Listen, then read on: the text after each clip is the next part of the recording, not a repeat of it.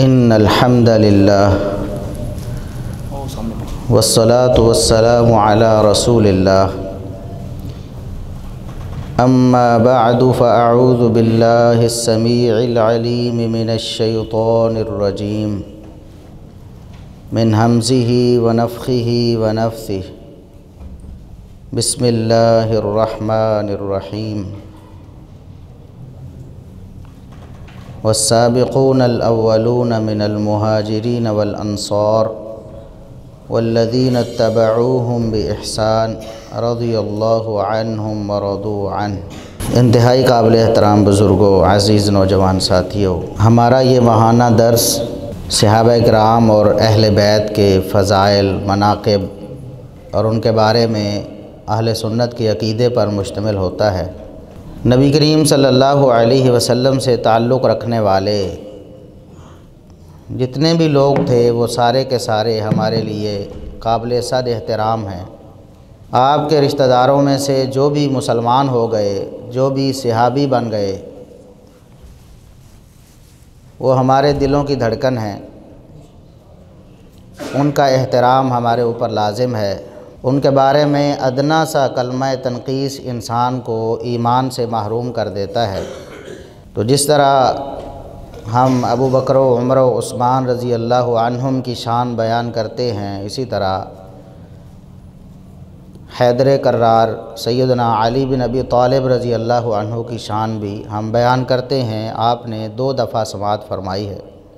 اسی طرح ان کے لخت جگر، نواسہ رسول، گلزار رسالت کے پھول، نوجوانان جنت کے سردار، اور دنیا میں بھی مومنین کے سردار سیدنا حسن بن علی رضی اللہ عنہما، آج ان کی شان اور ان کے مقام کے بارے میں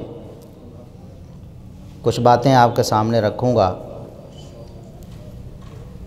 ہمیں کسی سے کسی سرٹیفکیٹ کی ضرورت نہیں کہ کوئی رافضی، کوئی نیم رافضی وہ کہے کہ یہ اہل بیت کی شان کو مانتے ہیں تو تب ہم اہل بیت کی شان کو مانتے ہیں۔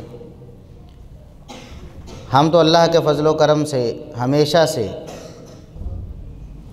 جب سے قرآن و سنت ہے، قرآن و سنت کو ماننے والے ہیں، صحابہ، تابعین، تبع تابعین، ائمہ دین، ائمہ اہل سنت، سارے کے سارے تمام صحابہ کرام اور تمام اہل بیت سے محبت کرنے والے تھے، اور ہم ان کے پیروکار ہیں۔ اللہ کے فضل و کرم سے ذرا برابر بھی نہ کسی صحابی کے بارے میں ہمارے دل میں میل ہے، نہ اہل بیت کے کسی فرد کے بارے میں ہمارے دل میں کوئی میل ہے۔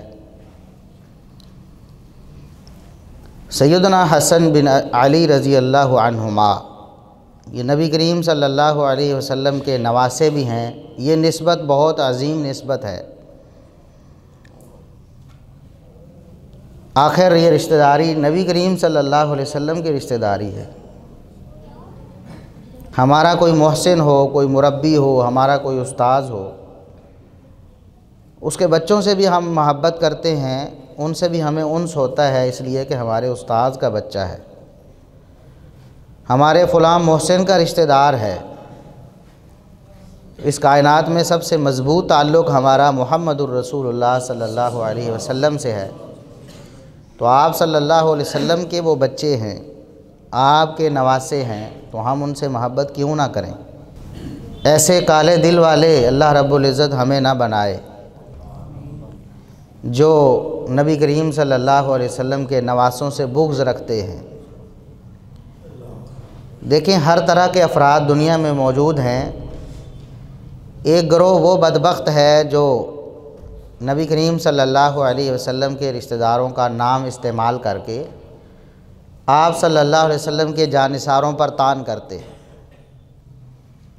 اور دوسرا بدبخت گروہ، ان کی بدبختی بھی اتنی ہی ہے، کم نہیں ہے، کہ وہ صحابہ کرام کا نام استعمال کر کے نبی کریم صلی اللہ علیہ وسلم کے رشتہ داروں پر طعن کرتے ہیں۔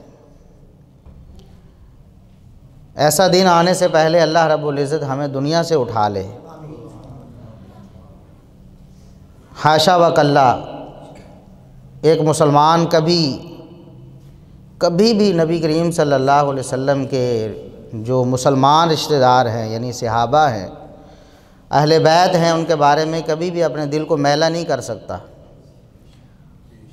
سیدنا حسن بن علی رضی اللہ عنہما بڑے عظیم المرتبت صحابی ہیں، آپ کے نواسے ہیں، ان کی شان اور مقام بہت زیادہ ہے۔ بلکہ اگر آپ احادیث کا مطالعہ کریں، ویسے بھی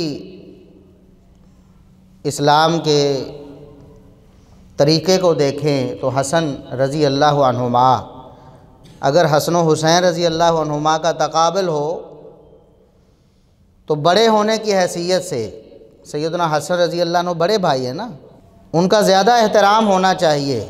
لیکن یہ جو اہل بیت کا نام لینے والے ہیں، جھوٹے دعوے دار ہیں، وہ نعوذ باللہ ثم نعوذ باللہ سیدنا حسن رضی اللہ عنہ کی گستاخی کرتے ہیں۔ ان کی معتبر ترین کتابوں میں الاحتجاج طبرسی جیسی کتاب، بہار الانوار جیسی کتاب، ان معتبر ترین کتابوں میں سیدنا حسن رضی اللہ عنہ ان کی شان میں گستاخی ملے گی۔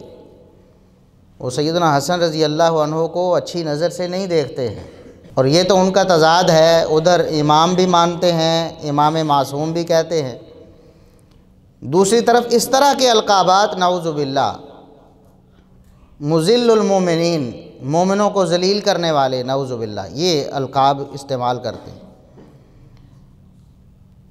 بلکہ مسود وجوہ المومنین، مومنوں کے چہروں کو سیاہ کرنے والے، نعوذ باللہ۔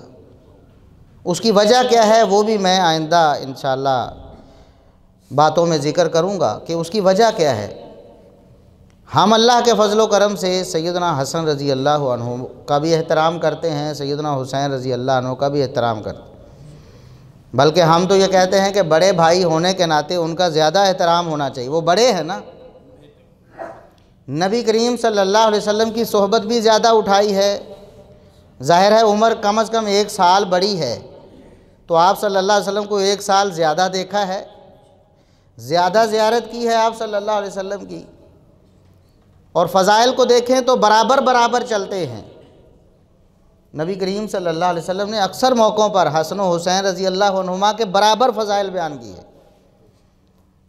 یعنی جب ذکر کیا حسن کا تو حسین کا بھی ذکر کیا رضی اللہ عنہما، جیسا کہ آپ سنیں گے، سماعت فرمائیں گے کہ دونوں کو اکٹھا ذکر کر کے آپ نے ان کی فضیلت بیان کی۔ لیکن اس کے ساتھ ساتھ کچھ فضائل ایسے ہیں جو صرف سیدنا حسن رضی اللہ عنہ کو ملے ہیں، جو عمومی فضائل ہیں، دونوں کے اکٹھے فضائل ہیں۔ نبی کریم صلی اللہ علیہ وسلم نے ارشاد فرمایا، ہما ریحانتا یا من الدنیا، یہ حسن و حسین رضی اللہ عنہما یہ دنیا میں میرے 2 پھول ہیں۔ اور یہ حدیث عبداللہ بن عمر رضی اللہ عنہما نے بیان فرمائی، کس موقع پر؟ ایک کوفی نے، عراقی نے آ کر سوال کیا، صحیح بخاری میں ہے، کہ ہمیں بتائیں کہ اگر احرام کی حالت میں ہم مچھر یا مکھی کو مار دیں تو کیا کفارہ ہے؟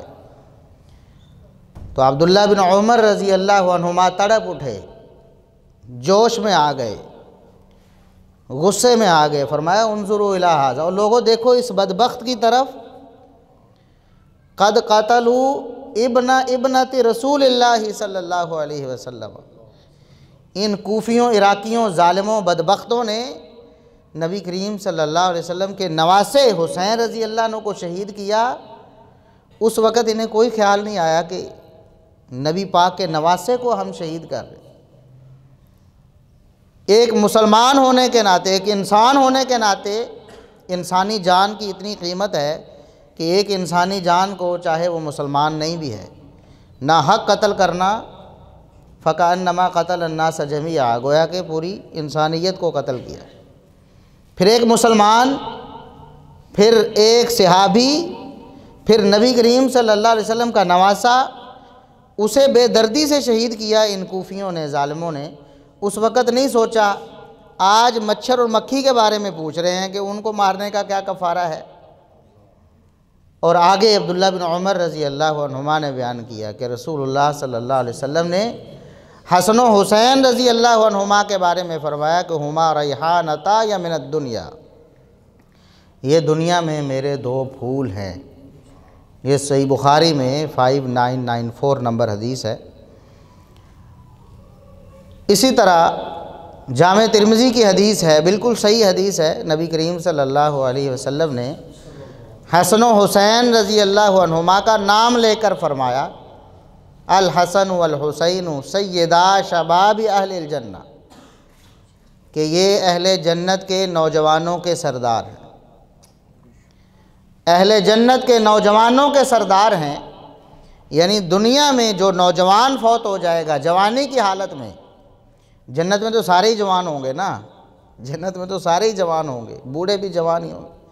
دنیا میں جو جوانی کی حالت میں چلا جاتا ہے وہ نوجوان گیا نا جنت میں، تو نبی کریم صلی اللہ علیہ وسلم نے فرمایا ایسے جتنے بھی نوجوان ہوں گے ان کے سردار ہیں حسن و حسین رضی اللہ عنہما۔ اب کئی بدبخت ایسے ہیں وہ احادیث کا انکار کرنے کے لیے، جس طرح صحابہ کرام کی شان میں لوگ احادیث کا انکار کرتے، اہل بیت کی شان میں بھی بعض بدبخت احادیث کا انکار کرتے۔ وہ کہتے ہیں ان کا کون سا کارنامہ تھا جی جس وجہ سے جنتی نوجوانوں کے سردار بن گئے، دیکھیں فلاں فلاں کے اتنے کارنامے ہیں۔ یعنی یہ اللہ رب العزت پر اعتراض ہے۔ اللہ رب العزت سے کہا جا رہا ہے کہ تو نے ان کو جنتی نوجوانوں کا سردار کیوں بنا دیا ہے؟ محمد الرسول اللہ صلی اللہ علیہ وسلم نے اپنی طرف سے تھوڑا فرمایا ہے، اللہ نے وحی فرمائی اور نبی کریم صلی اللہ علیہ وسلم نے امت کو بتا دیا کہ الحسن والحسین سیدا شباب اہل الجنہ، جنتی نوجوانوں کے سردار ہیں حسن و حسین رضی اللہ عنہما۔ اسی طرح سیدنا اسامہ بن زید رضی اللہ عنہ وہ بیان کرتے ہیں کہ انہو کان یاخذہ والحسن، نبی کریم صلی اللہ علیہ وسلم انہیں بھی پکڑتے اور حسن رضی اللہ عنہ کو بھی پکڑتے۔ اس طرح پکڑتے پھر آپ صلی اللہ علیہ وسلم فرماتے کہ اے اللہ انی احبہما، اے اللہ میں ان دونوں سے پیار کرتا ہوں، فاحبہما تو بھی ان دونوں سے پیار کر۔ ایک اسامہ بن زید رضی اللہ عنہ اور دوسرے حسن بن علی رضی اللہ عنہما۔ اسی طرح سیدنا ابو ہریرہ رضی اللہ عنہ بیان کرتے ہیں کہ ایک دن نبی کریم صلی اللہ علیہ وسلم بازار میں آئے، آپ صلی اللہ علیہ وسلم نے سیدنا حسن رضی اللہ عنہ کو ساتھ لیا تھا، ان کے گلے میں ایک ہار تھا حسن رضی اللہ عنہ کے۔ نبی کریم صلی اللہ علیہ وسلم نے انہیں ساتھ لیا ہوا تھا اور آپ صلی اللہ علیہ وسلم فرما رہے تھے اللہم انی احبہ، اے اللہ میں اس حسن سے محبت رکھتا ہوں، فاحبہ یا اللہ تو بھی حسن سے محبت کر، تو بھی حسن سے محبت کر۔ اور سیدنا ابو ہریرہ رضی اللہ عنہ راوی دیکھیں کون ہیں، آج بدبخت کہتے ہیں کہ صحابہ کو تو اہل بیت سے چڑ تھی، نعوذ باللہ، وہ تو اہل بیت سے محبت نہیں کرتے تھے، وہ تو ان سے بغض رکھتے تھے، نعوذ باللہ۔ سیدنا ابو ہریرہ رضی اللہ عنہ جن کو یہ بدبخت گالیاں دیتے ہیں، وہ ابو ہریرہ رضی اللہ عنہ کیا کہتے، صحیح بخاری کی حدیث ہے، صحیح بخاری کی، ابو ہریرہ رضی اللہ عنہ بیان کرتے ہیں کہ نبی کریم صلی اللہ علیہ وسلم نے ایک دن حسن رضی اللہ عنہ کو اپنے پاس بٹھایا ہوا تھا، آپ فرما رہے تھے کہ اے اللہ میں حسن سے محبت کرتا ہوں، اے اللہ تو بھی حسن سے محبت کر، اور اے اللہ تو اس شخص سے بھی محبت کر جو حسن سے محبت کرے، تو اس شخص سے بھی محبت کر جو حسن سے محبت کرے۔ تو ابو ہریرہ رضی اللہ عنہ کہتے ہیں کہ اس دن کے بعد جتنی محبت میں حسن رضی اللہ عنہ سے کرتا تھا اتنی کسی سے نہیں کرتا تھا۔ ابو ہریرہ رضی اللہ عنہ نبی کریم صلی اللہ علیہ وسلم کی زبانی سنا کہ اے اللہ تو میں حسن سے محبت کرتا ہوں، تو بھی اس سے محبت کر، اور جو حسن سے محبت کرے تو اس سے بھی محبت کر۔ تو ہم بھی اللہ کے فضل و کرم سے حسن رضی اللہ عنہ سے محبت کرتے ہیں، اور یہ محبت اللہ رب العزت کی محبت کا سبب بنے گی انشاءاللہ۔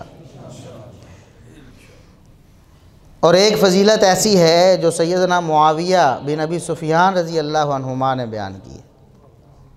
لوگ جھوٹ بولتے ہیں جی اہل بیت کے دشمن تھے، اہل بیت سے بغض رکھتے تھے، اہل بیت سے نفرت کرتے تھے۔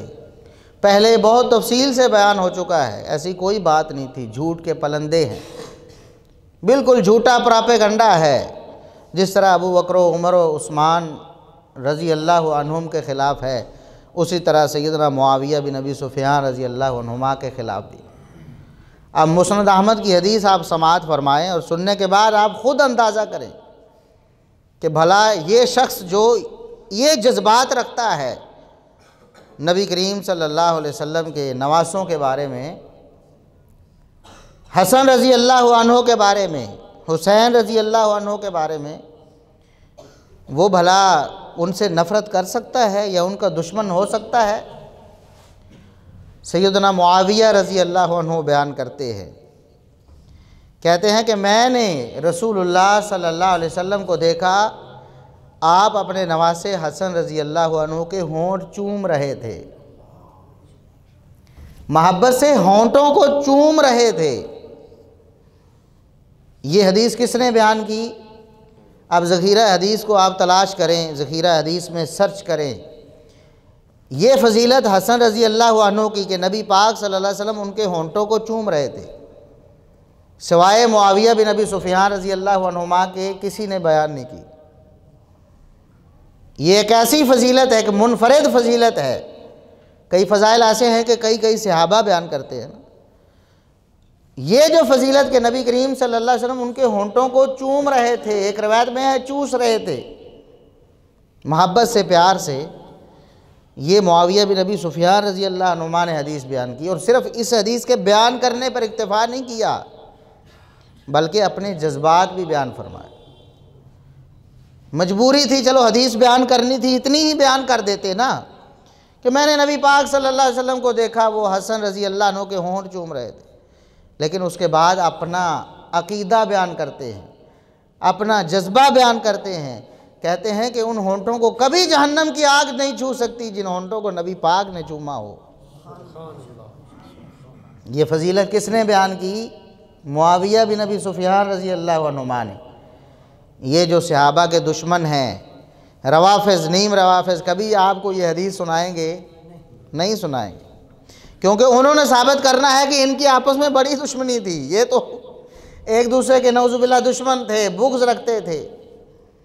یہ سیدنا حسن رضی اللہ عنہ کی شان صحابہ بھی مانتے تھے، تابعین بھی، تبع تابعین بھی، ائمہ دین بھی، ائمہ اہل سنت بھی، اور آج ہم بھی اللہ کے فضل و کرم سے اسی طرح مانتے ہیں۔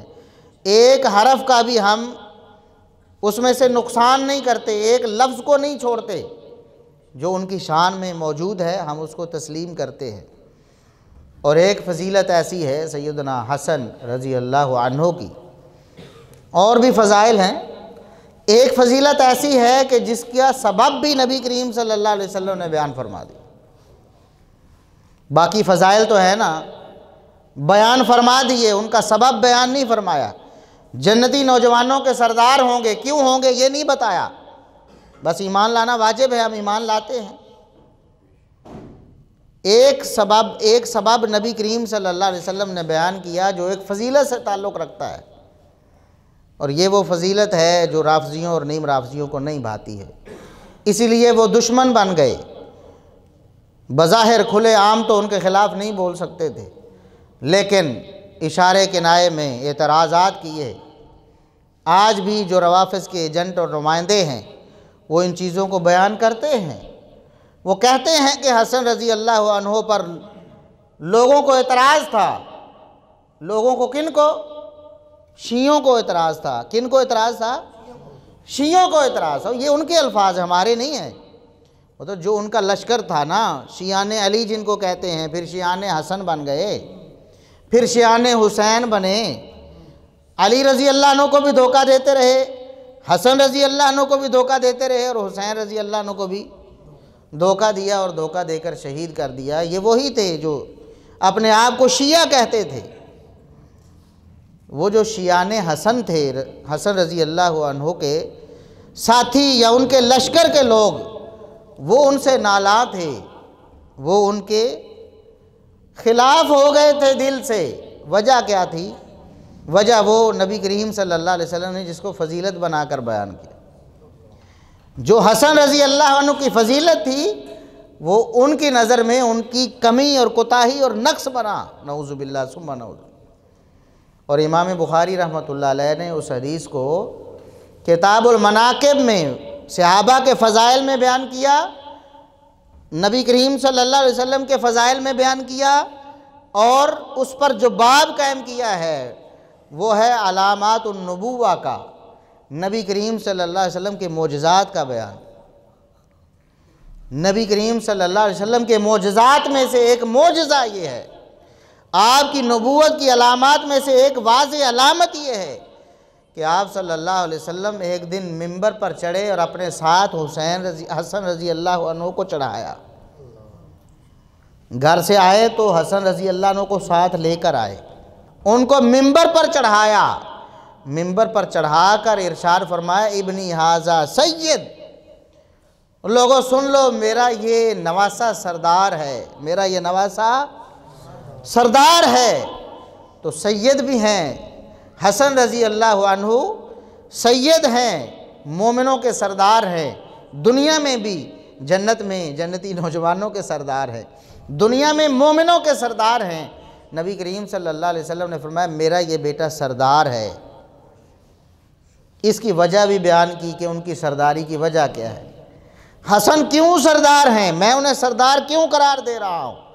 فرمایا وَلَعَلَّ اللَّهَ أَن يُصْلِحَ بِهِ بَيْنَ فِئَتَيْنِ مِنَ الْمُسْلِمِينَ، اللہ رب العزت اس سردار کی وجہ سے، میرے اس سردار نواسے کی وجہ سے مسلمانوں کے دو گروہوں میں صلح کروا دے گا۔ دو گروہوں میں یہی صلح انہیں اچھی نہیں لگتی ہے، یہی صلح انہیں اچھی، ان کی سرداری کی علامت یہ ہے کہ وہ امت میں صلح کا سبب بنیں گے، یہ نبی کریم صلی اللہ علیہ وسلم نے فرمایا۔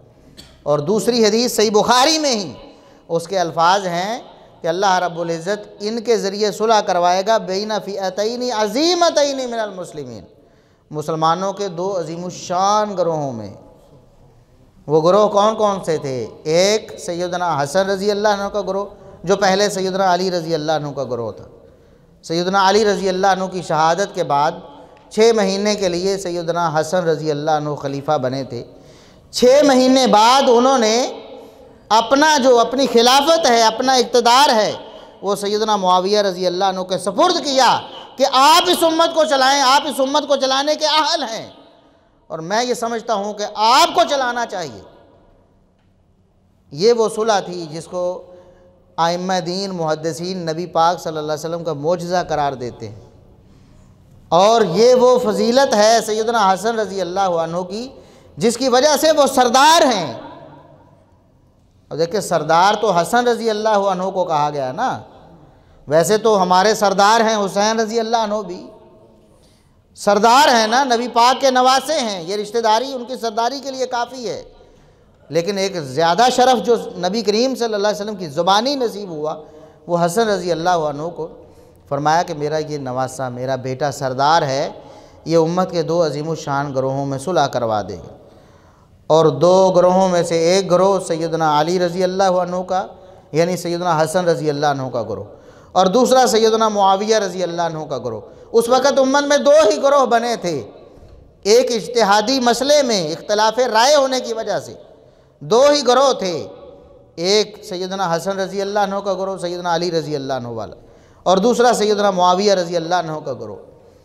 ان میں جو اختلاف تھا وہ اس سردار بیٹے نے، نبی کریم صلی اللہ علیہ وسلم کے سردار نواسے نے ختم کروا دیا، اور اس کے بعد امت مسلمہ متفق اور متحد ہو گئی پہلے کی طرح، ان میں کوئی اختلاف باقی نہیں رہا۔ پورے 20 سال سیدنا معاویہ بن ابی سفیان رضی اللہ عنہما کی خلافت چلی، پورے 20 سال، اور ان 20 سالوں میں ایک بھی اختلاف مسلمانوں کا سامنے نہیں آیا، ایک بھی لڑائی مسلمانوں کے سامنے نہیں آئی، ایک بھی نقصان سامنے نہیں آیا، کفار کی طرف سے کوئی ایک آنکھ اٹھا کر دیکھنا بھی ثابت نہیں ہے کہ اس دور میں کسی نے آنکھ اٹھا کر مسلمانوں کو دیکھا بھی ہو۔ حملہ کرنا تو دور کی بات ہے، اسلام کی سرحدیں اتنی وسیع ہو گئیں، کبھی اتنی وسیع نہیں ہوئی۔ یہ اسلام کے عروج اور ترقی کا دور تھا۔ یہی ترقی اور یہی عروج، یہی مسلمانوں کی صلح، یہی آپس کا اتفاق و اتحاد ان دشمنان صحابہ کو اچھا نہیں لگتا ہے۔ جب سیدنا حسن رضی اللہ عنہ نے صلح کر لی، صلح کیوں کی؟ اللہ رب العزت نے وحی کے ذریعے بتایا تھا کہ یہ صلح ہونی ہے، اور صلح نبی کریم صلی اللہ علیہ وسلم کے نواسے حسن کے ہاتھ پہ ہونی ہے۔ وہ سبب بنیں گے اس صلح کا، مسلمانوں میں اتفاق اور اتحاد کا، مسلمانوں کی ترقی کا سبب نواسے رسول بنیں گے۔ کیسے سبب بنے؟ انہوں نے صلح کر لی سیدنا معاویہ رضی اللہ عنہ سے۔ آپ ذرا غور سے بات کو سمجھیں کہ نبی کریم صلی اللہ علیہ وسلم کا نواسہ ہے حسن رضی اللہ عنہ، کوئی معمولی شخصیت ہے؟ وہ اندازہ لگائیں، علی کے بیٹے ہیں، فاطمہ کے بیٹے ہیں، اور حسین رضی اللہ عنہ کے بڑے بھائی ہیں۔ ان کے عقل و شعور میں، ان کی دانش میں کون شبہ کر سکتا ہے؟ ایسی عبقری شخصیت ہیں، اور پھر نبی کریم صلی اللہ علیہ وسلم کی بشارتیں بھی ساتھ ہیں۔ انہوں نے ایسے ہی فیصلہ کر لیا کہ میں اپنا اقتدار، اپنی خلافت جو ہے وہ سیدنا معاویہ کے سپرد کر دوں۔ پورے مسلمانوں کا اقتدار ہے، کسی گلی محلے کا، کسی ایک مسجد کا انتظام نہیں ہے۔ آج کوئی سمجھدار بندہ کیا کسی ایک مسجد کی کمیٹی بھی کسی نااہل شخص کے سپرد کر سکتا ہے؟ کوئی شخص سمجھدار ہو تو ایک گھر کا انتظام کسی نااہل کے سپرد نہیں کرتا کہ یہ تو برباد کر دے گا، خرابی کا سبب بنے گا۔ کسی ایک گلی کا، کسی ایک محلے کا، کسی ایک گاؤں کا، اور ادھر پوری امت مسلمہ کا، پوری دنیا میں جہاں جہاں بھی اسلام کے جھنڈے ہیں، جہاں جہاں بھی مسلمان ہیں، سب کا مرکز ایک ہے، سب کا حکمران اور خلیفہ ایک ہے، اور وہ سیدنا حسن رضی اللہ عنہ کا پسندیدہ ہے، ان کا چنیدہ ہے، ان کا منتخب کردہ ہے۔ تو حسن رضی اللہ عنہ نے بھلا ایسے بغیر سوچے ہی کسی شخص کو ایسے اتنے بڑے منصب پہ فائز کر دیا ہوگا؟ نبی کریم صلی اللہ علیہ وسلم کی بشارت ساتھ ہے کہ میرا بیٹا سردار ہے، یہ اپنی سرداری دکھائے گا امت کو، اور وہ سرداری انہوں نے دکھائی، انہیں اچھی نہیں لگی۔ پھر یہ بہار الانوار جیسی بڑی بڑی معتبر کتابوں میں لکھا ہے کہ لوگوں نے اٹھ اٹھ کر کہا یا مذل المومنین، اور مومنوں کو ذلیل کرنے والے، تو نے تو ہمیں ذلیل کر دیا ہے۔ نعوذ باللہ ثم نعوذ باللہ۔ یہ ہیں وہ جو اپنے آپ کو کہتے ہیں ہم شیعہ ہیں۔ انہوں نے کہا کہ آپ نے ہمیں منہ دکھانے قابل نہیں چھوڑا، ہمارے دشمنوں سے صلح کر لی آپ نے، کمزوری دکھا دی آپ نے۔ نعوذ باللہ ثم نعوذ باللہ۔ یا مسودہ وجوہ المومنین، یہ الفاظ بھی ہیں، مومنوں کے چہروں کو آپ نے سیاہ کر دی، کالک مال دیتی ساڑھے چہرے تھے۔ نعوذ باللہ ثم نعوذ باللہ۔ آپ اندازہ کریں، یہ وہ لوگ ہیں جو اپنے آپ کو اہل بیت کا محب کہتے ہیں، یہ وہ لوگ ہیں جو اہل بیت کے نام پہ اپنا مذہب بناتے ہیں۔ ہم پہلے بھی عرض کر چکے ہیں کہ اہل بیت سے انہیں کوئی لینا دینا نہیں۔ قرآن نے جنہیں اہل بیت کہا ازواج مطہرات، یہ ان کا حیا نہیں کرتے ہیں۔ اور پھر نبی کریم صلی اللہ علیہ وسلم کے نواسے سیدنا حسن رضی اللہ عنہ، ان کے خلاف اپنے دل میں بغض پالا ہوا ہے، زبان سے اظہار بھی کرتے ہیں کہ آپ نے تو ہمیں منہ دکھانے کے قابل نہیں چھوڑا ہے، یہ آپ نے کیا کر دیا ہے۔ نعوذ باللہ ثم نعوذ باللہ۔ یہ دکھ ہے انہیں اس بات کا کہ امت ترقی کیوں کر گئی ہے، اختلاف ختم کیوں ہو گیا ہے۔ دیکھیں اس بات میں کوئی شبہ نہیں ہے، سیدنا معاویہ رضی اللہ عنہ وہ قیادت و سیادت میں بے مثل تھے، بے مثال تھے۔ ان جیسا اگر کوئی اور ہوتا تو حسن بن علی رضی اللہ عنہما ان کے سپرد معاملہ کرتے۔ یہ بھی تو ہو سکتا تھا نا کہ چلو آپ بھی چھوڑ دو، میں بھی چھوڑ دیتا ہوں، کسی تیسرے کو دے دیتے ہیں۔ لیکن انہیں بھی پتہ تھا اس بات کا کہ جو معاویہ کر سکتا ہے وہ کوئی اور اس دور میں نہیں کر سکتا، اور پھر انہوں نے کر کے دکھایا۔ 20 سال تک کسی پرندے نے پر بھی نہیں مارا ہے اسلامی سلطنت میں، 20 سال پورے، امن و امان بھی ہے، خوشحالی بھی ہے، ترقی بھی ہے، سب کچھ ہے۔ یہ سیدنا حسن رضی اللہ عنہ کا انتخاب تھا۔ تو ہم تو کہتے ہیں کہ آپ اہل بیت کو واقعی ماننے والے بنو، جن کو انہوں نے سردار بنایا ہے، جن کو نبی نے سردار بنایا، اس سردار نے جس کو سردار بنایا تم اسے کیوں نہیں سردار مانتے ہو؟ اب بعض لوگ وہ روایات لے کر پھرتے ہیں کہ نبی کریم صلی اللہ علیہ وسلم نے فرمایا عمار بن یاسر رضی اللہ عنہ کو ایک باغی گروہ قتل کرے گا۔ اس پر ہم تفصیلی بات کر چکے ہیں کہ نبی پاک کا فرمان بالکل برحق ہے، عمار بن یاسر کو واقعی ایک باغی گروہ نے قتل کیا تھا۔ بات سمجھ گئے کہ نہیں؟ اور قتل کرنے والا گروہ جو تھا واقعی باغی تھا، ہم اس سے کوئی اختلاف نہیں کرتے۔ قتل کرنے والا گروہ کون سا تھا؟ نہ تو سیدنا معاویہ رضی اللہ عنہ نے قتل کیا، نہ کسی اور صحابی نے قتل کیا۔ جس نے قتل کیا وہ واقعی باغی تھا۔ صحابہ میں سے اللہ رب العزت نے سارے صحابہ کو اس بات سے محفوظ رکھا، ان کے ہاتھوں عمار بن یاسر رضی اللہ عنہ شہید نہیں ہوئے۔ بات سمجھ رہے ہیں نا؟ قتل کرنا اور قتال کرنا عربی میں دو لفظ الگ الگ ہیں۔ قتل یقتل قتلا کا معنی ہوتا ہے کسی کو جان سے مارنا، اور قاتل یقاتل قتال کا مطلب ہوتا ہے لڑائی کرنا۔ ہمیشہ لڑائی میں قتل نہیں ہوتا ہے، قتل اور چیز ہے، لڑائی اور چیز۔ لڑائی ہاتھا پائی ہوگی، ایک دوسرے پر حملہ ہو گیا، قتل تو بالکل اور چیز ہے نا، جان سے مارنا۔ لڑائی ضرور ہوئی ہے مسلمانوں کی باہم، لیکن عمار بن یاسر رضی اللہ عنہ کو کسی صحابی نے جس نے قتل کیا وہ باغی ہے۔ ٹھیک ہے، ہم بھی مانتے ہیں، آپ بتاؤ اس کا نام کیا تھا، ہم بھی اس کو باغی کہہ دیں گے، لاؤ صحیح سند کہاں ہے۔ اگر بالفرض یہ اس بات پہ اصرار کرتے ہیں کہ نہیں سیدنا معاویہ رضی اللہ عنہ کا گروہ ہی باغی تھا، اگر تھوڑی دیر کے لیے اس بات کو مان بھی لیا جائے، تب بھی بغاوت تب تک ہوتی ہے جب تک آپس میں اتفاق و اتحاد نہ ہو جائے۔ قرآن میں اللہ رب العزت نے فرمایا ہے کہ مومن جو ہیں آپس میں بھائی بھائی ہیں۔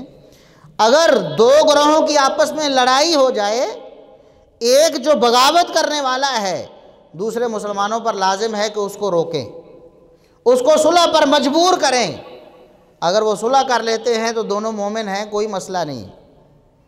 اور اگر ایک بغاوت پہ اتر آتا ہے تو مسلمانوں کو کیا چاہیے کہ بغاوت کرنے والے کا ہاتھ روکیں، زیادتی کرنے والے کا ہاتھ روکیں، اس کے خلاف لڑائی کریں، حتیٰ تفیء الی امر اللہ، یہاں تک اللہ کے حکم پر دونوں جمع ہو جائے۔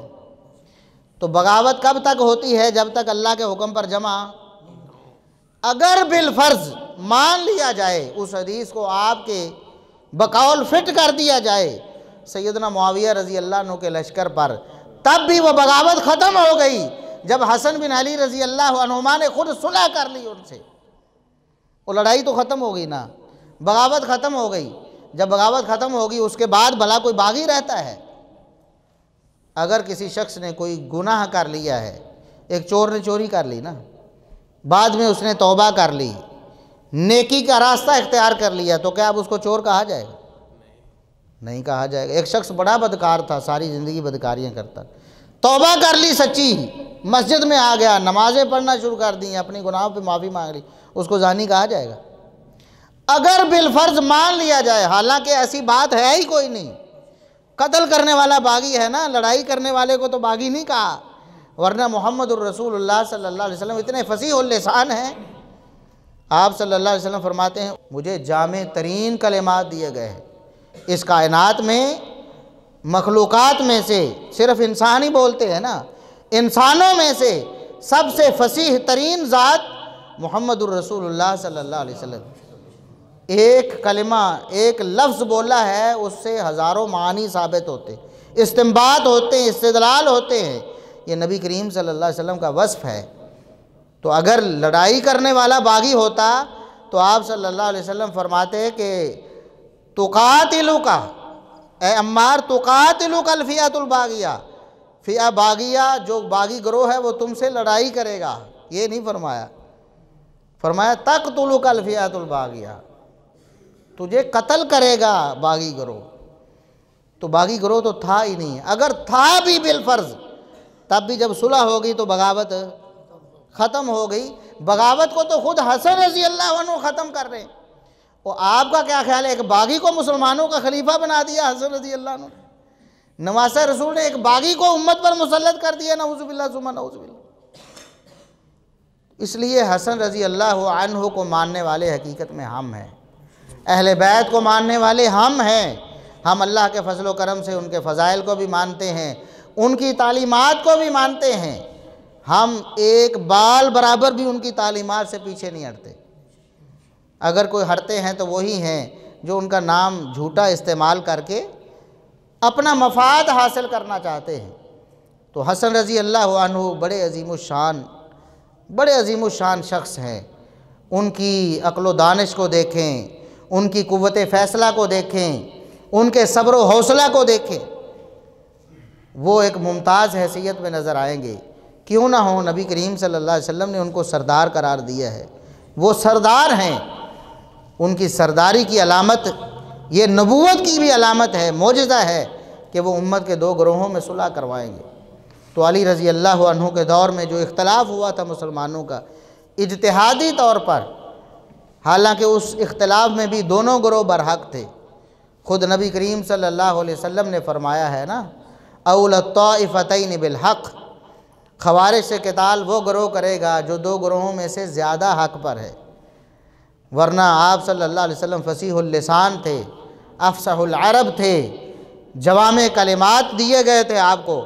آپ یہ بھی فرما سکتے تھے جو حق پر ہے وہ باغیوں سے لڑے گا، سادی سی بات تھی نا، جو حق پر ہے وہ۔ لیکن آپ صلی اللہ علیہ وسلم نے یہ نہیں فرمایا، فرمایا 2 گروہوں میں سے جو زیادہ حق پر ہوگا، یعنی دوسرا بھی حق پر ہے، دوسرا بھی باطل پر نہیں ہے، جو زیادہ حق پر ہوگا وہ خوارج سے قتال کرے گا۔ دونوں گروہ اپنے اپنے موقف میں بالکل برحق تھے، اور اللہ کے ہاں دونوں ہی ماجور ہیں۔ یہ جو ایک اجتہادی اختلاف چلا تھا سیدنا علی رضی اللہ عنہ کے دور میں، وہ ان کی شہادت کے بعد 6 مہینے بعد سیدنا حسن رضی اللہ عنہ نے ختم کر دیا، ختم کیا۔ سیدنا معاویہ رضی اللہ عنہ کے ہاتھ میں اپنا ہاتھ دے دیا، بیعت کر لی کہ اب آپ ہی مسلمانوں کے رہنما ہیں، آپ ہی خلیفہ اور حکمران ہیں، میرے بھی اور سارے مسلمانوں کے بھی۔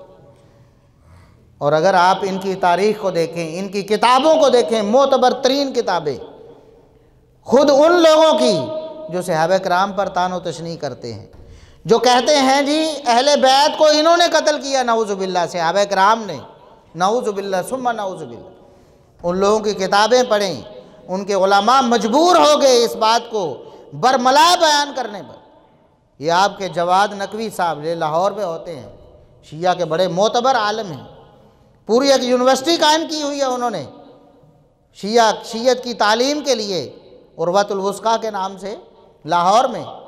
ایران کے بڑے فاضل اور پڑھے لکھے، انہوں نے اس بات کا برملا اعتراف کیا۔ اگرچہ وہ جو جلسہ تھا وہ جلسہ عام نہیں تھا، اپنے سٹوڈنٹس کو وہ لیکچر دے رہے تھے، اپنے جو طالب علم تھے ان کو سامنے بٹھا کر سمجھا رہے تھے۔ لیکن ظاہر ہے میڈیا کا دور ہے، وہ ویڈیو پھر آگے میڈیا پر بھی آئی، میڈیا سے پھر دوسرے لوگوں نے بھی دیکھی۔ وہ اپنے طالب علموں کو یہ بات بتا رہے ہیں، کہتے ہیں میں ساری زندگی اس بات کو چھپاتا رہا ہوں، کبھی بھی میں نے ممبر پر اس بات کو بیان نہیں کیا ہے۔ کیوں نہیں بیان کیا؟ پھر میں نے سوچا آخر کیا وجہ، ہم اس کو کیوں چھپاتے ہیں؟ جو حق ہے وہ لوگوں کو بتانا چاہیے۔ تو آج میں وہ حق لوگوں کو بتانے لگا ہوں۔ کہتا ہے میں آج وہ حق آپ کے سامنے ظاہر کرنے لگا ہوں کہ وہ کون لوگ تھے جو اہل بیت کی جان کے دشمن بنے ہوئے تھے، جو حسن رضی اللہ عنہ کی جان کے دشمن بنے ہوئے تھے، وہ کون لوگ تھے؟ ہاؤلا، وہ ہاؤلا کہہ کر میں نے کئی عرصے تک سینسر کر کے یہ روایت پڑھی ہے عزیزان، ایک عرصے تک سینسر کر کے یہ روایت پڑھی ہے۔ بعد میں خود میرے اپنے ضمیر نے ملامت کی کہ کس لیے سینسر کر رہے ہو، کس کے ڈر سے کر رہے ہو، کس کے خوف سے کر رہے ہو؟ پھر پوری روایت پڑھ دی بغیر سینسر کے، جیسی امام حسن نے فرمائی تھی ویسی کئی دفعہ پڑھی ہے وہ روایت۔ وہ جملہ کیا تھا؟ یہیں پر اس روایت میں تھا ہاؤلا، ہاؤلا سے آگے جرت نہیں ہو رہی تھی پہلے مجھے پڑھنے کے لیے، لیکن پھر پڑھ دی وہ روایت۔ وہ کیا تھی؟ हाउला अल्लदीन यकूलून अन्नहुम शियतना, ये सब जो कहते फिरते हैं कि ये मेरे शिया हैं, फिर इनका इख्तियाल, इनका मंसूबा, इनका दाम फरेब मेरे सामने आया कि ये क्या सोच रहे हैं। फिर मैंने इनका मंसूबा सोचा कि ये क्या सोच रहे हैं। दोनों का जब मैंने दक के परखा, मवाजना किया, अपने दुश्मनों का और अपने शियों के दोनों के मंसूबे देखे, तो मुझे दुश्मन का मंसूबा बेहतर नजर आया। क्यों? कि मेरे अपने शियों ने मेरे लिए जो मंसूबा बनाया था उसके अंदर बहुत जिल्लत थी। ये वो कहता हवाले उन्होंने दिए और हमने अल्हम्दुलिल्लाह उनकी किताबों से ओरिजिनल स्कैन लगाकर वीडियो में लोगों के सामने पेश कर दिए कि ये शिया आलिम है, अपनी ज़ुबानी बता रहा है।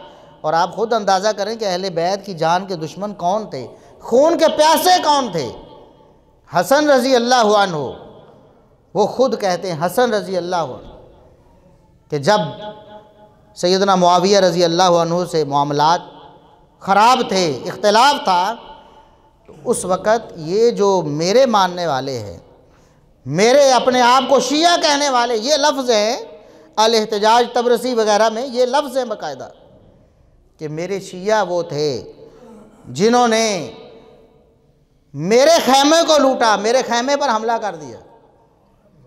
जब इन्होंने देखा ना कि मामला ख़राब हो रहा है, और ये देखें ये सही बुखारी में भी दर्ज है कि ये जो लालची, ये जो उनके साथ मिले हुए थे ना, बहुत से लोग बड़े लालची भी थे, और हसन रज़ी अल्लाह अन्हु को भी मालूम था कि ये बदबख्त ऐसे लोग भी हैं, मेरे गिरोह में शामिल हैं। तो जब सुलह होने लगी ना, ये सही बुखारी में दर्ज है, सुलह होने लगी, जब कासिद एक दूसरे के पास गए तो हसन रज़ी अल्लाह अन्हु ने पहली शर्त ये रखी कि देखो मेरे साथ ऐसे लोग हैं जो मालो दौलत चाहते हैं, मालो दौलत चाहते हैं, अगर इनको मालो दौलत ना मिले तो ये खून खराबा करते हैं, अगर इनको मालो दौलत ना मिले तो क्या करते हैं, खून खराबा करते हैं।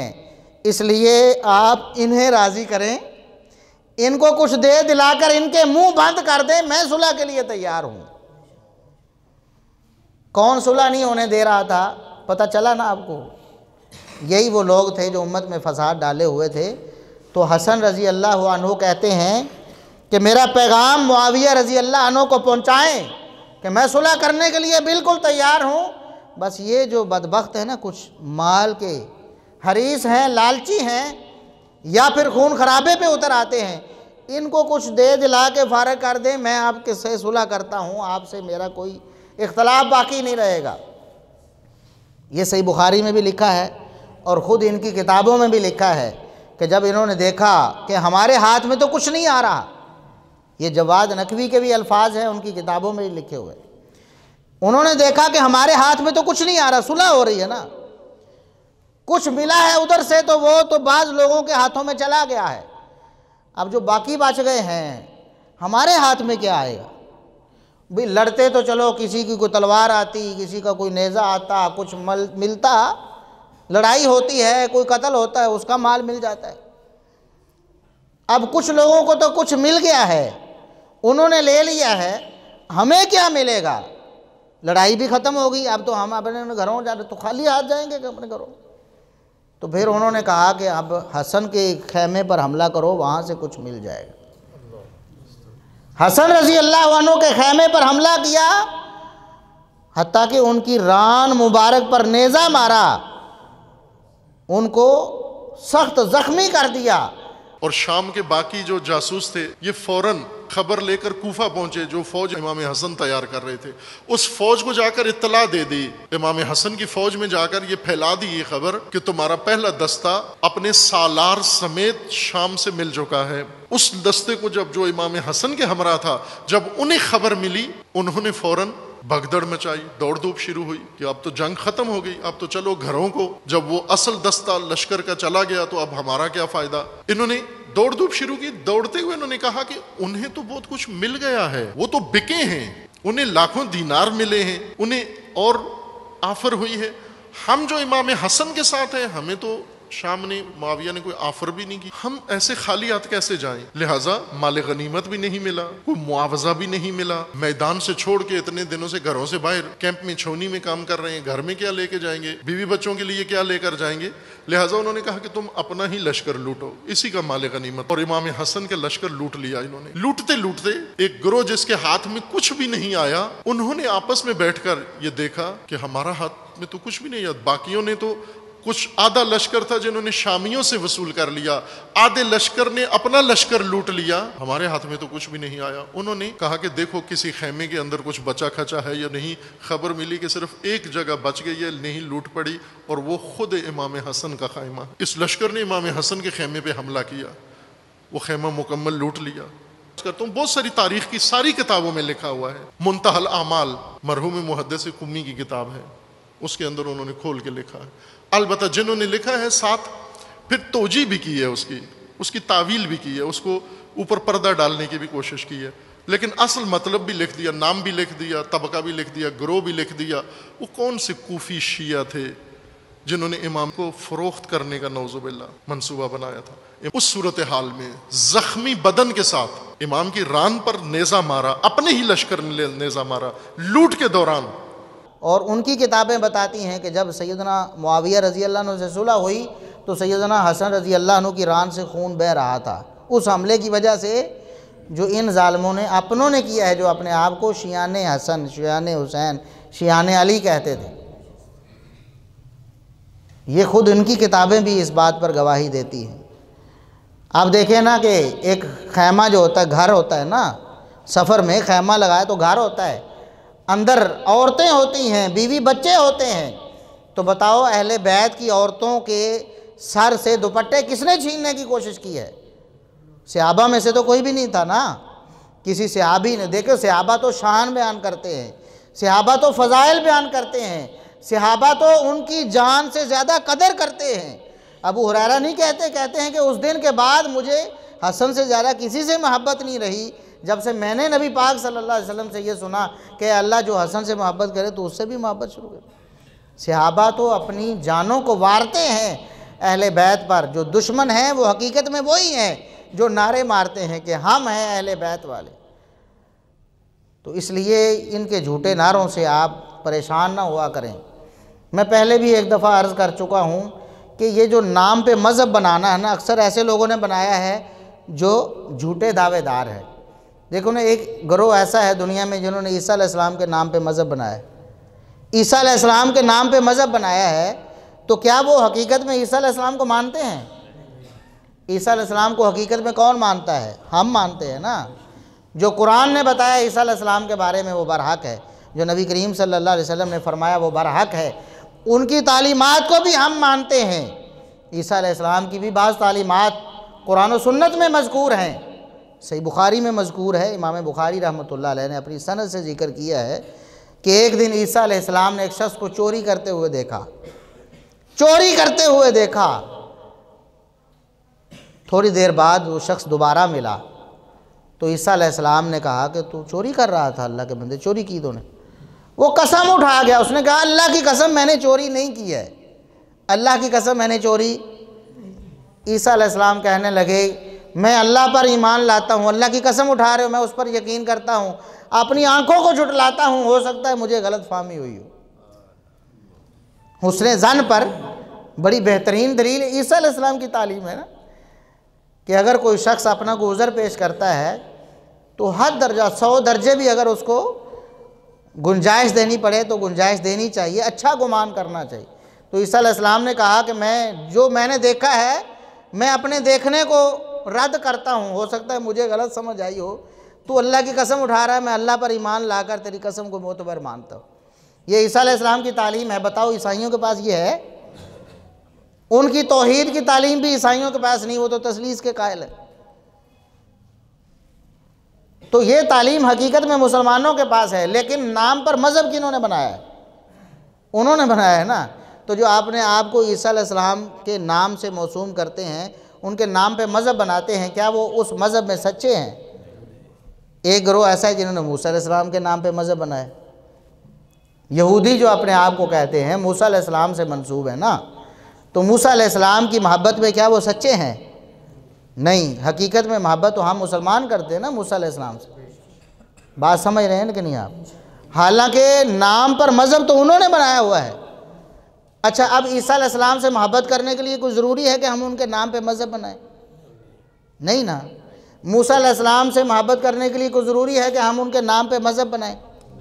ہم نے ان کے نام پہ مذہب نہیں بنایا تو حقیقت میں محبت بھی ہم بھی کرتے ہیں۔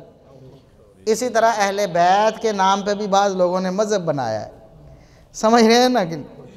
تو جس طرح عیسائی اپنے دعوے میں جھوٹے ہیں، مذہب نام پر بنا لیا لیکن جھوٹے ہیں، یہودی اپنے مذہب میں جھوٹے ہیں، نام پر مذہب بنا لیا ہے، اسی طرح اہل بیت کے نام پر مذہب بنانے میں یہ بھی جھوٹے ہیں۔ نہ ان کی کوئی شان مانے، نہ ان کا کوئی مقام مانے، نہ ان کی کوئی تعلیم مانے۔ ہاں، غلو تو عیسائیوں نے بھی کر دیا، عیسیٰ علیہ السلام ان کو الہ بنا دیا۔ اب عیسیٰ علیہ السلام کو الہ بنانا یہ ان کی تعظیم نہیں ہے، یہ توہین ہے، توہین ہے نا۔ موسیٰ علیہ السلام کو ان کے شان، ان کے مرتبے سے بڑھا دینا یہ ان کی تعظیم نہیں، توہین ہے۔ تو جو یہ تعظیم یہ کرنا چاہتے ہیں حقیقت میں یہ توہین ہے۔ حقیقی اہل بیت کی جو تعظیم ہے اللہ کے فضل و کرم سے اہل سنت و جماعت کرتے ہیں، ان کے فضائل و مناقب کو تسلیم بھی کرتے ہیں۔ جو مقام کتاب و سنت نے انہیں دیا ہے، اللہ اور اس کے رسول صلی اللہ علیہ وسلم نے دیا، ہم وہ مانتے بھی ہیں اور ان کی تعلیمات کو بھی مانتے ہیں، دل و جان سے ان کی قدر کرتے ہیں۔ اور بتاؤ حسن رضی اللہ عنہ کی صلح پر کون خوش ہوتے ہیں؟ ہم خوش ہوتے ہیں نا۔ اچھا، وہ تو نہیں خوش ہوتے، یا زیادہ سے زیادہ وہ یہ کہہ دیں گے نہیں جی انہوں نے تو مجبوری میں صلح کر لی۔ مجبوری میں کیوں صلح کی تھی جی؟ ان کی کتابوں میں لکھا ہے جی اپنے جو ہیں وہ سارے کے سارے بھاگ رہے تھے، اندر سے بدل گئے تھے۔ اچھا مجھے بتائیں کہ یہ حسن رضی اللہ عنہ کی یہ شان ہے کوئی کہ ان کے ماننے والے سارے اندر سے ان کے خلاف ہو چکے ہوں؟ کہتے ہیں کہ حسن رضی اللہ عنہ صلح اس لیے کر لی کہ اپنے سارے جو ہیں وہ فرار ہو رہے تھے، بھاگ رہے تھے، چھوڑ کے جا رہے تھے، یا جو سامنے تھے وہ بھی اندر سے بدلے ہوئے تھے۔ اب بتائیں وہ کون تھے؟ یہی تھے نا۔ ہم کہتے ہیں کہ حسن رضی اللہ عنہ نے علی وجہ البصیرت صلح کی ہے اور نبی کریم صلی اللہ علیہ وسلم کی پیش گوئی پوری ہوئی ہے۔ امت میں دو بڑے گروہوں میں جو اختلاف تھا اس اختلاف کا خاتمہ ہوا اور امت ترقی کی راہ پہ دوبارہ گامزن ہوئی ہے۔ ہم تو اس کو مانتے ہیں، ان کی صلح پر بھی دل و جان سے خوش ہیں، ان کی صلح کی بھی ہم قدر کرتے ہیں۔ یہی تو ان کی شان ہے، یہی ان کی سرداری ہے کہ انہوں نے امت میں صلح کروائی۔ تو اللہ رب العزت ہمیں تمام صحابہ کرام اور تمام اہل بیت سے حقیقی محبت کرنے کی توفیق عطا فرمائے۔ وہ محبت جو ہمیں کتاب و سنت نے سکھائی ہے، وہ محبت جو ائمہ اہل سنت نے نقل کی ہے اور بالتواتر آج تک ہم تک پہنچتی آئی ہے اور قیامت تک انشاءاللہ یہ اہل سنت کے سینوں میں اور اہل سنت کی کتابوں میں ان کے عقائد میں محفوظ رہے گی۔ اللہ رب العزت ہمیں جب تک زندہ رکھے صحابہ کرام اور اہل بیت کی محبت پہ زندہ رکھے۔ اللہ رب العزت ہمیں موت دے تو صحابہ اور اہل بیت کی محبت پر شہادت کی موت دے، اور اللہ رب العزت قیامت کے دن ہمارا حشر بھی صحابہ اور اہل بیت کے ساتھ کرے، ہمارا ٹھکانہ بھی جنت میں حسن و حسین رضی اللہ عنہما کے ساتھ کرے، اور ابو بکر و عمر و عثمان رضی اللہ علی رضی اللہ عنہم کے ساتھ کرے۔ اللہ رب العزت ہمیں جنت میں ان کا پڑوس نصیب فرمائے۔ وآخر دعوانا الحمدللہ رب العالمین۔